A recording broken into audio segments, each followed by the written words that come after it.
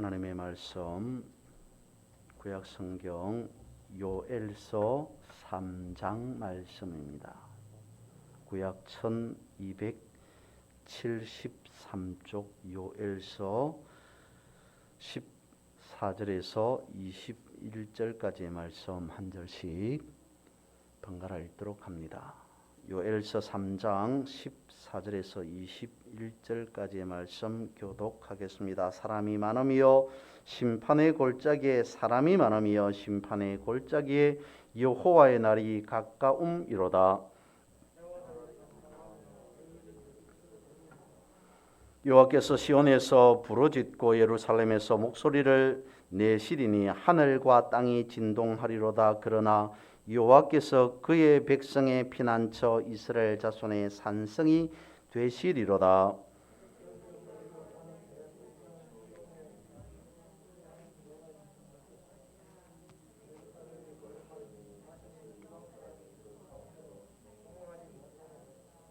그날의 산들이 단 포도주를 떨어뜨릴 것이며 작은 산들이 젖을 흘릴 것이며 유다 모든 시내가 물을 흘릴 것이며 여호와의 성전에서 샘이 흘러나와서 시딤 골짜기에 되리라.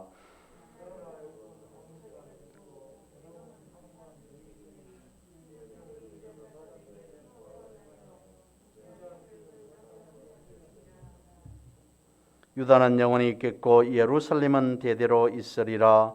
내가 전에는 그들의 피 흘림 당한 것을 갚아주지 아니하였거니와 이제는 갚아주리니 이는 여호와께서 시온에 거하심이니라. 아멘.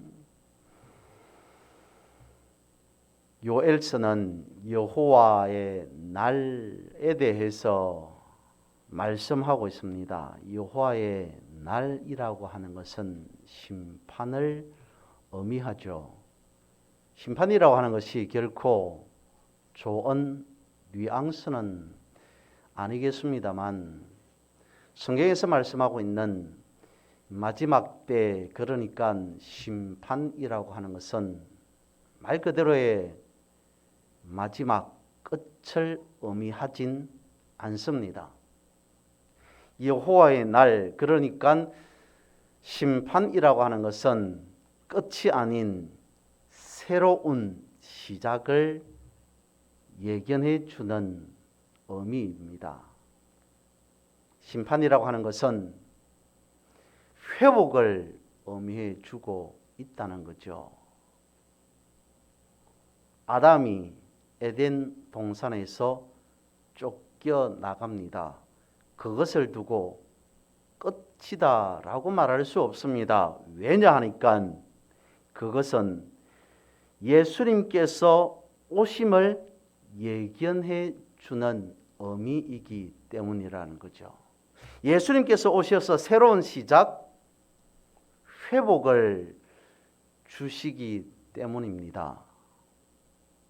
노아의 홍수를 심판이라고 이야기는 할 수 있을지라도 그것을 끝, 마지막이라고 말할 수는 없습니다. 왜냐하면 노아 홍수를 통해서 하나님께서는 새로운 시작, 회복을 계획하셨기 때문입니다. 소돔과 고모라 성의 몰락을 심판이라고 말할 수 있겠으나 역시 그것 또한 끝이 아니라 새로운 시작, 회복임을 성경은 우리에게 거듭거듭 여전히 반복해서 가르쳐 주고 있습니다. 오늘 본문의 말씀, 여호와의 날 심판에 대해서 말씀하고 있습니다. 그러나 그것은 절망이 아니라 파멸이 아니라 뭐라고 볼 수 있습니까? 회복이라고 볼 수 있습니다. 오늘 본문의 말씀에서도 나옵니다만 이렇게 말씀하고 있습니다. 하나님은 피난처가 되시고 산성이 되신다라고 말씀하고 있습니다. 즉 그것은 회복을 의미한다는 겁니다. 기쁨의 회복에 대해서 오늘 본문을 가지고 한번 살펴보고자 합니다. 먼저 첫 번째로 여호와의 날을 선포하고 있습니다. 14절 말씀입니다. 사람이 많음이요 심판의 골짜기에 사람이 많음이요 심판의 골짜기에 여호와의 날이 가까움이로다. 칼변에 대해서 조금 말씀을 드리고자 하는데요. 14절 본문의 말씀 속에 심판의 골짜기라고 하는 이 표현을 칼빈은 뭐라고 해석했냐면 타작 골짜기라고 해석합니다.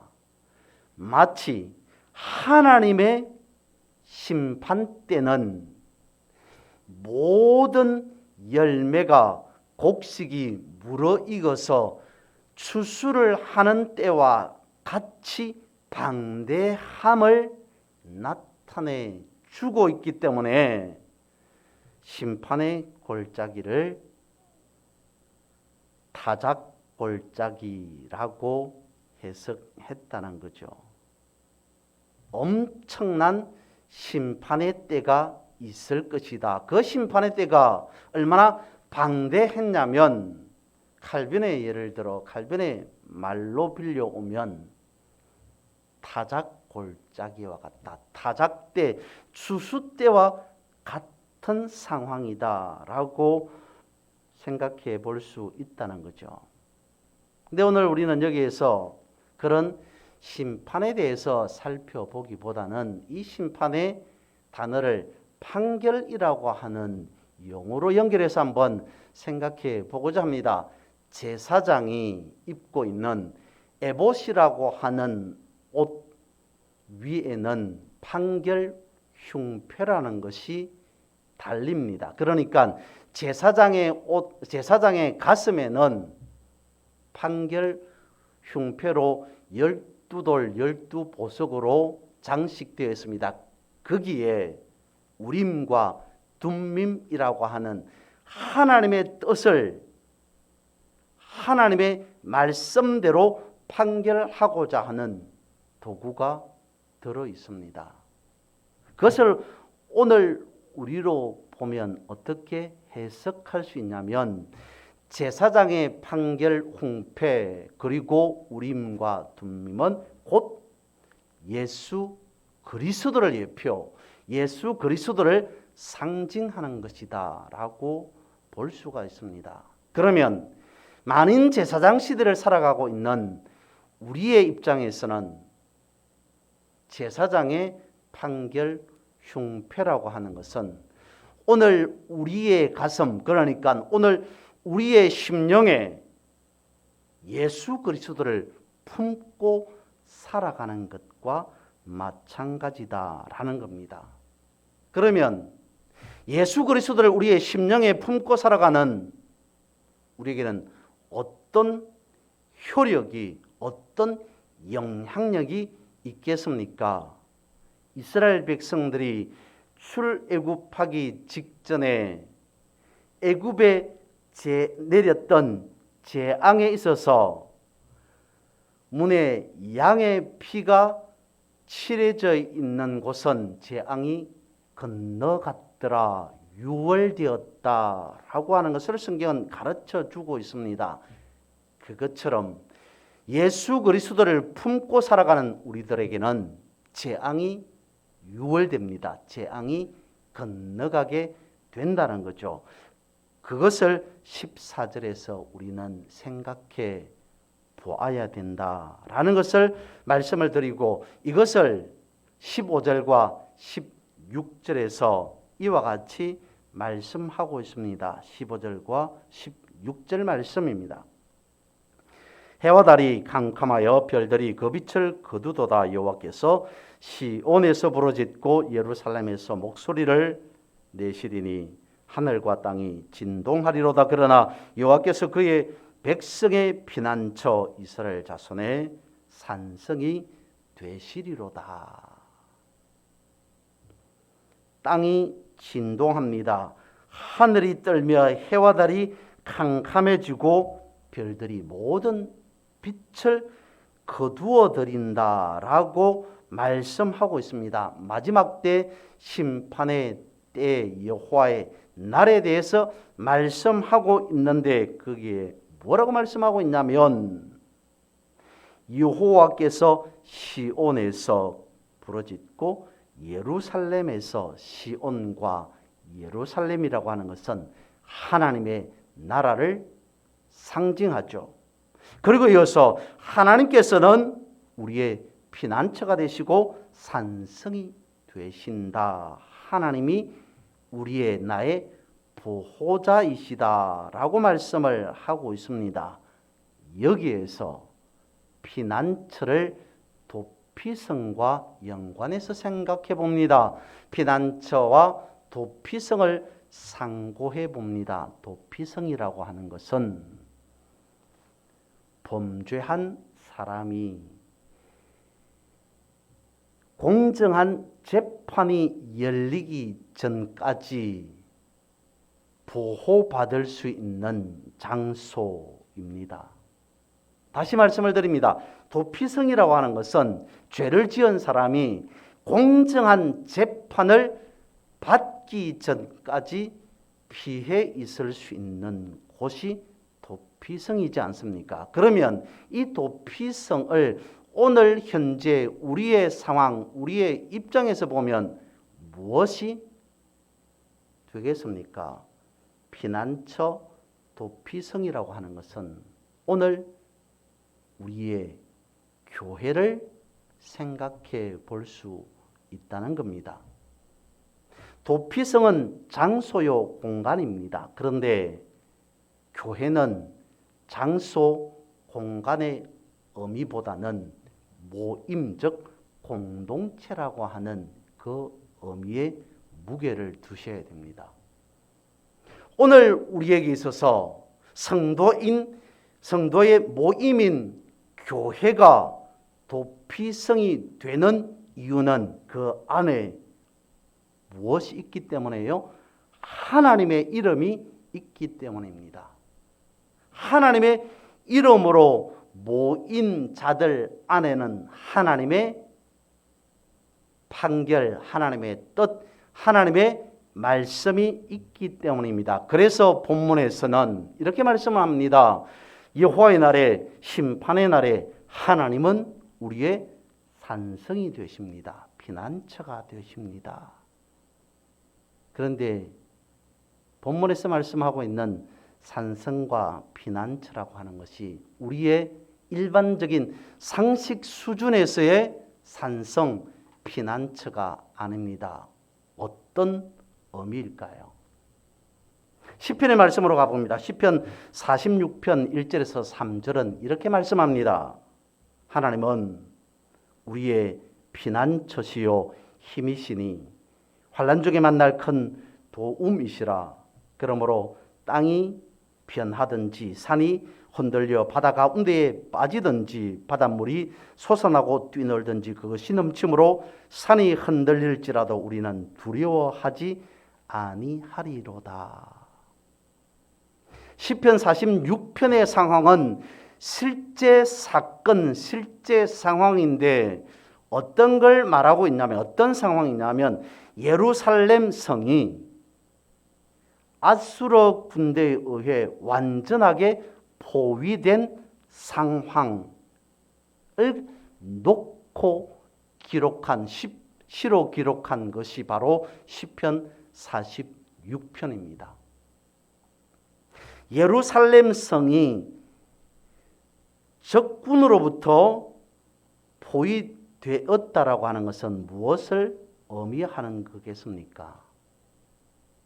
완전한 절망, 완전한 포기라고 하는 것을 가정이 아니라 그런 상황을 말씀하고 있는 것입니다. 그런데도 그런 상황에 놓였는데도 46편 5절 7절에서는 이와 같이 말씀을 합니다. 하나님이 그 성중에 계심에 지금 예루살렘 성의 상황이 어떻다고요? 적군으로부터 완전히 포위된 상황입니다. 하나님이 계셨다면 그런 상황이었겠습니까? 그럼에도 시편 46편은 그 성중에 하나님이 계신다라고 말씀을 하면서 새벽에 하나님이 도우시리라 라고 말씀하고 있습니다. 아니요. 지금은 새벽이 아니라 낮을 넘어서 깜깜한 한밤중과 같은 상황입니다. 볼륨 조금만 줄여주시겠어요? 새벽에 하나님이 도우시는 것이 아니라 새벽이 낮이 지나서 지금 완전한 밤이 된 상황에 놓였음에도 불구하고 저들이 고백하기를 새벽에 하나님께서 도우시겠다. 하나님이 우리와 함께 하시니. 하나님이 함께 계셨으면 저들의 성이, 예루살렘 성이 포위되었겠습니까? 그러한 상황에 놓였겠습니까? 그리고 7절에서는 또 이렇게 말합니다. 하나님은 우리의 피난처이시다. 1절에서도 그렇게 시작하고 있었습니다. 하나님은 우리의 피난처시요 힘이시니 환난 중에 만날 큰 도움이시라. 완전한 절망의 상황, 그러니까 전혀 희망이 없는, 살 소망이 없는 그러한 상황에 맞닥뜨려져 있습니다. 마치 하늘과 땅이 딱 붙어 있는 듯한 그러한 상태. 앞을 보아도 뒤를 돌아보아도 막혀 있습니다. 옆을 보아도 좌를 보아도 우를 보아도 다 막혀 있습니다. 사방이 완전히 꽉 막혀 있는 상황.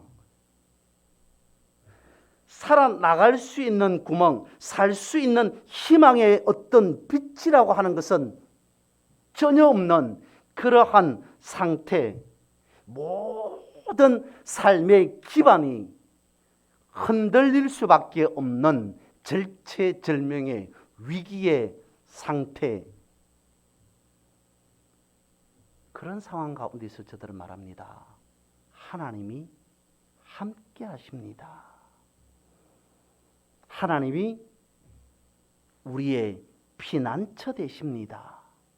하나님이 산성이 되시고 하나님이 피난처 되신다는 고백, 그것은 무엇이겠습니까? 죽음의 위기 앞에 살 희망도 없는, 소망이 없는 그러한 상황 가운데에서 하나님은 나의 피난처이시다 라고 고백한다는 것은 저들이 선택한 것이 무엇인가를 명확하게 보여주고 있습니다. 생각해 보면 저들의 상황은 절망적인 상황입니다. 희망이 없는 완전한 절망적인 상황이지만 저들이 선택한 것은 무엇이라고요? 희망이라는 것입니다.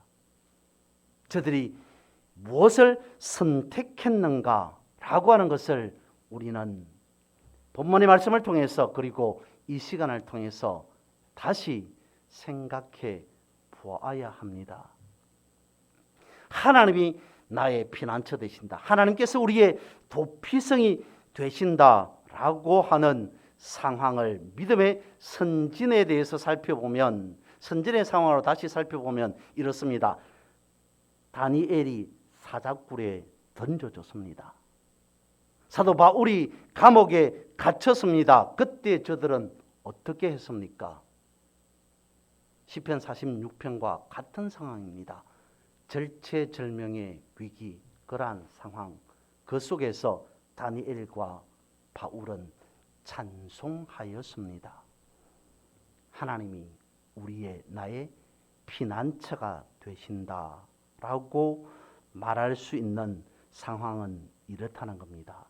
17절에서 말씀하고 있습니다. 그런즉 너희가 나는 내 성산 시온에 사는 너희 하나님 여호와인 줄 알 것이라. 예루살렘이 거룩하리니 다시는 이방 사람이 그 가운데로 통행하지 못하리로다. 하나님이 누구의 하나님 되신다고요? 너희 하나님, 나의 하나님, 우리의 하나님이시다라고 말씀하고 있습니다. 가르쳐 주고 있습니다. 위급한 상황 가운데에서, 소망이 없는 상황 가운데에서, 희망이 보이지 않은 상황 가운데에서 하나님이 우리의 하나님이시다. 하나님이 산성이시오 피난처이시다 라고 말씀하시면서 하나님은 너희의 하나님이시다. 하나님은 우리의 하나님이시다. 어떤 하나님이시라고요? 시온이시요 피난처가 되시고 안식처가 되신다 말씀하고 있습니다. 그러나 여전히 나는, 여전히 내 주변의 상황은 위기의 상황입니다. 희망이 보이지 않는 상황입니다. 무엇인가 더 갈급한 상황에 여전히 나는 놓여져 있습니다. 이것이 어떻게 피난처가 되고 산성이 되고 보호하심이 되고 인도하심이 된단 말입니까? 다시 믿음의 선진의 한 예를 들어봅니다. 요셉의 상황입니다. 성경에서 추정하건대 요셉은 약 3년에서 한 5년 정도 감옥 생활을 하였을 것이다 라고 추정하고 있습니다. 정확한 수치는, 정확한 기간은 알 수 없습니다만 그 정도 요셉이 감옥 생활을 했을 것이다 라고 말하면서 그 플러스 더하기 노예 생활까지 합치면 요셉은 약 한 10여 년 정도 고통 중에 있었을 것이다. 고난의 삶을 살았을 것이다. 수치가 10년이라고 하는 기간이 중요한 것은 아닙니다. 10년이라고 하는 그 기간 동안이라고 말하는 것은 요셉에게서 그때 당시에 희망이 있었겠느냐라고 하는 것을 비중 두고 있습니다. 10년의 세월 동안 요셉은 시편 46편 오늘 본문에서 말씀하고 있는 것과 같은 상황에 놓여 있습니다. 감옥에 갇혔습니다. 술 맡은 자, 떡 맡은 자의 꿈을 해석해 주면서 저들을 도와주면서 무엇인가 희망이 열리는 듯하였습니다. 그런데 그 희망의 문은 결코 열리지 않았습니다. 저들을 통한 희망의 문이 열리진 않았습니다. 여전히 감옥 가운데에, 고통 중에, 희망이 없는 가운데, 절망 가운데에, 그러니까 하나님을 의지하지 않는 상황 가운데 놓여 있습니다. 그런데 성경은 이렇게 말씀하고 있습니다. 창세기 39장 23절에 범사에 형통하였더라. 지금 여전히 요셉은 수년 동안, 오랜 기간 동안 아무런 희망이 없는 고통의, 고난의, 인고의 삶을 살아가고 있는 중에 성경에서 요셉을 두고 하는 말이 범사에 형통하였더라. 형통과는 아무런 상관이 없는 요셉의 인생, 요셉의 삶의 현장이었습니다. 범사에 요셉은 고난 중에 있더라, 고통 중에 있더라, 힘든 가운데 있더라, 희망이 없는 가운데 있더라, 하나님을 놓친 상황 가운데 있더라 라고 해야 되는 것이 맞을 것 같은데 그렇지 아니하고 범사에 형통하다라고 말씀하는 이유는요, 하나님께서 저와 요셉과 함께 하심으로 라고 하는 겁니다. 무엇을 말씀하고 있는 것일까요?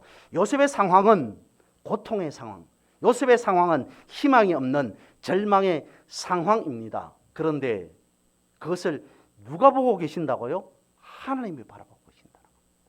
하나님이 요셉과 함께하고 계시기에 하나님께서 요셉의 범사에 형통케 하셨다라고 말씀하고 있다는 겁니다.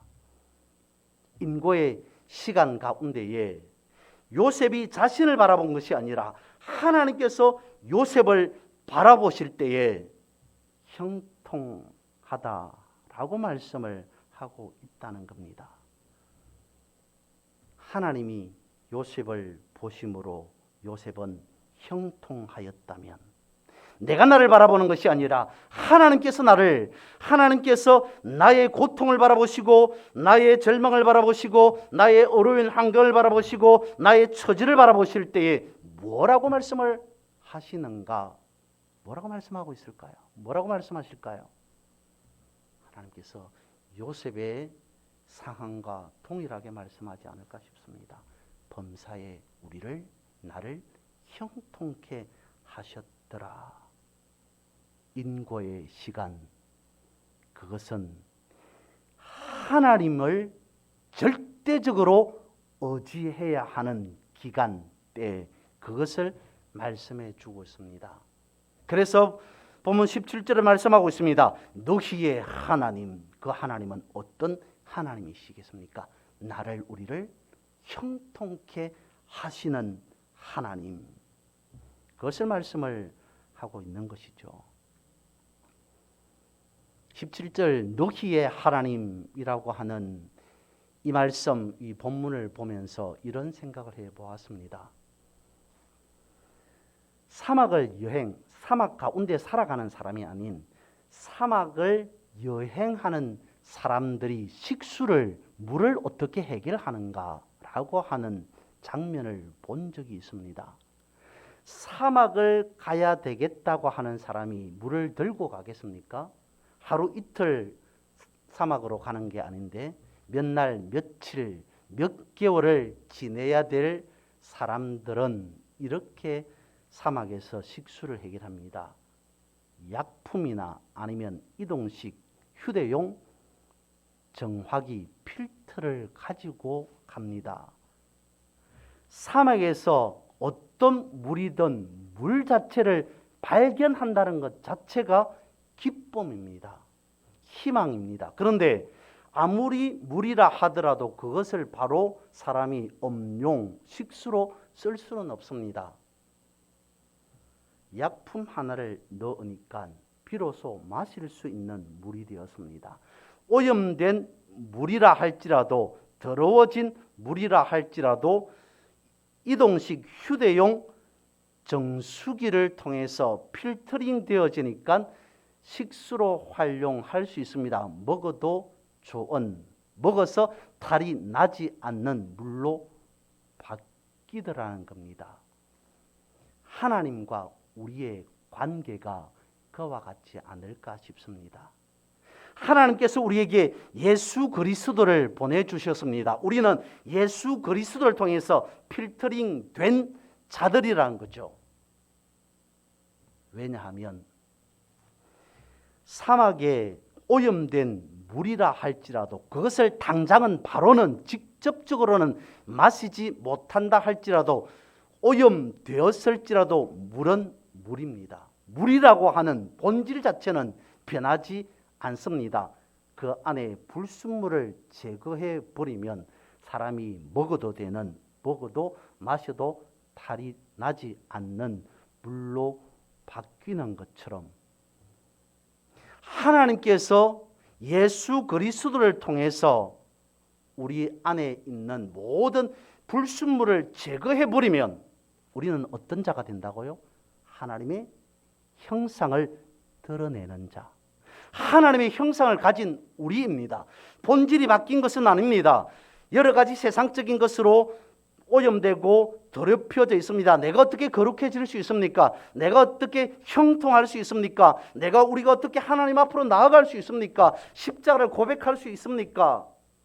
라고 하지만 우리의 본질은 하나님의 형상이 있더라는 겁니다. 그래서 우리의 부패된 우리의 불순물에 되어져 있는 모든 것들을 제거하고 나면 하나님의 형상이 우리 가운데에서 드러나고 나타나게 된다는 거죠. 그것을 우리는 이렇게 표현합니다. 하나님의 임재, 하나님의 다스림, 하나님의 통치, 하나님의 역사하심이라고 부르게 됩니다. 그걸 두고 하나님은 우리의 산성이시요 피난처시요 안식처가 되신다라고 볼 수 있다는 것입니다. 그 형통을 본문에서는 이렇게 증명하고 있습니다. 18절 말씀입니다.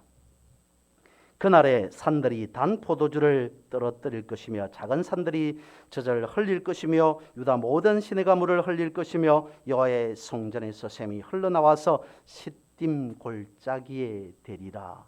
단 포도주라고 하는 결핍된 모든 것들이 끝이 나고 풍성한 포도주를 생산하는 그런 모습을 묘사하고 있습니다. 또한 더불어서 항무했던 곳은 식물로 가득 채워집니다. 말랐던 샘은 활기를 되찾게 됩니다. 이 모든 것들을 회복하신다라고 말씀하고 있습니다. 하나님의 형상이라고 하는 것은 우리를 회복해 하실 본질 그대로의 하나님의 형상으로 드러나게 하실 회복, 그러므로 기쁨의 회복 아니겠습니까? 그러므로 17절 본문의 말씀과 같이 너희 하나님, 우리의 하나님, 나의 하나님 아니겠습니까? 끝으로 21절에서는 이와 같이 말씀합니다. 내가 전에는 그들의 피 흘림 당한 것을 갚아주지 아니하였거니와 이제는 갚아주리니 이는 여호와께서 시온에 거하심이니라. 이 구절을 두고 칼빈은 이와 같이 말합니다. 21절을 보고 칼빈은 무엇보다도 하나님은 구속자가 되셔서 백성들을 죄의 상태로부터 구하시고 구속으로 인한 복을 누리게 하리라는 언약 약속이다라고 말하였습니다. 본문의 말씀 마지막은 이렇게 말씀하고 있죠. 거하시니라. 거하신다는 것은 함께 하신다라고 하는 것 아니겠습니까? 하나님께서 함께 하심을 확인시켜 주고 있습니다. 강하게 약속하시듯 다시 언급하고 있습니다. 거하시니라, 함께 하시니라. 이 말씀은 무엇입니까? 임마누엘 아니겠습니까? 너희의 하나님 되심, 우리의 하나님 되심, 나의 하나님 되심, 그 하나님께서 우리와 함께 하신다라고 말씀합니다. 또한 칼빈은 이렇게 말하고 있습니다. 본 구절은 백성과 맺은 언약을 환기시키는 것으로 수많은 죄로 인하여 파멸에 빠진 백성을 구원하시려는 하나님의 의지의 표현이다. 하나님께서 하나님의 의지를 어떻게 나타내 보이시는가? 이와 같이 21절 이와 같이 나타내 보이셨다라고 말씀하고 있습니다. 본문에서 우리가 생각해 볼 수 있는 것은 무엇이겠습니까? 우리가 절망 중에 있습니다. 고통 중에 있습니다. 환난 중에 있습니다. 인고의 시간을 보내고 있습니다. 그 속에 기억해야 할 것은 하나님은 여기에서 이 상황에서 변화시켜 새롭게 하실 것이다. 여호와의 날은 심판의 날이 아닌 새롭게 하실 날이라고 말씀하고 있습니다. 심판의 예언으로 시작하였다가 마지막은 회복, 축복으로 가득 채워 주십니다. 그것을 함께 하심, 거하심이라고 말씀하고 있습니다. 오늘 이 본문을 살펴본 것은 사순절을 생각하고 본 말씀입니다. 고난의 때를 알려주는 사순절을 우리는 앞두고 있습니다. 사순절이 다가오고 있습니다. 그리스도의 고난, 십자가의 고난, 그것은 결코 고통스러운 죽음을 상징하지 않습니다. 승리, 부활을 예언하고 약속하고 있습니다. 사순절을 준비하는 우리에게 진실로 하나님께서 무엇을 올해는 회복해 하시는가라고 하는 것을 기대하며 기다리며 또한 그런 약속을 붙잡고 살아가야 하는지를 다시 한번 깨닫고 승리의 삶을 살아가는 그런 우리 모두 여러분들 되시기를 주님의 이름으로 축복합니다.